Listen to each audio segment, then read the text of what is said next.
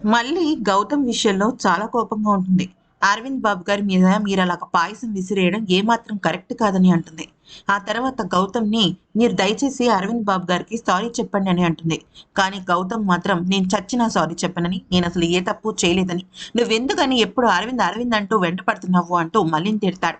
అంతేకాకుండా ఇక నుంచి నువ్వు వాళ్ళ ఇంటికి వెళ్ళడం, వాళ్ళు నీ ఇంటికి రావడం జరగకూడదని, గౌతమ్‌తో అరవింద్‌తో నేను ఎలా ప్రవర్తించాలో నాకు బాగా తెలుసు అని అంటాడు. తప్పు మీ వైపు పెట్టుకుని మీరు అరవింద్ బాబు గారిని అంటారేంటి అంటూ మళ్ళీ అరవింద్‌కే సపోర్ట్ చేస్తుంది.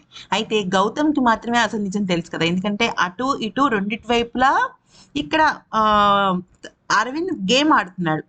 ఎందుకంటే గౌతమ్ అసలైన నిజమైన దుర్మార్గపుతనం చూసి. అయితే ఇదంతా వింటున్న మల్లికి షాక్ అయిపోతుంది. అసలు ఏం జరుగుతుందో అర్థం కాని స్థితిలోకెళ్ళిపోతుంది. ఆ తర్వాత మాలినికి ఇంక గర్భం రాదని చెప్పేసి డాక్టర్ చెప్పడంతో ఒక్కసారిగా మాలిని కుప్పకూలిపోతుంది. గర్భసంచి ఎంతలాగా డ్యామేజ్ అవ్వాలో అంతలాగా డ్యామేజ్ అయిపోయిందని అంటుంది. దాంతో అరవింద్ అలాగే మాలిని ఇద్దరు కూడా షాక్ అయిపోతారు.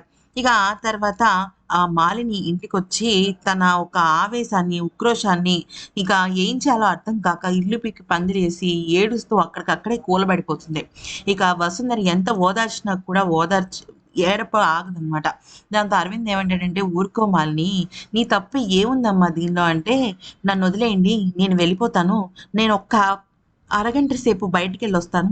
మీరు మాత్రం ఏమి భయపడొద్దు. నేను మళ్ళీ తిరిగి వస్తాను. నేను అర్జెంట్‌గా ఒక పని చేయాలి" అని చెప్పేసి మాలిని ఇంటి నుంచి వెళ్ళిపోతుంది. అయితే వసుంధర మాత్రం చాలా బాధపడుతుందనమాట.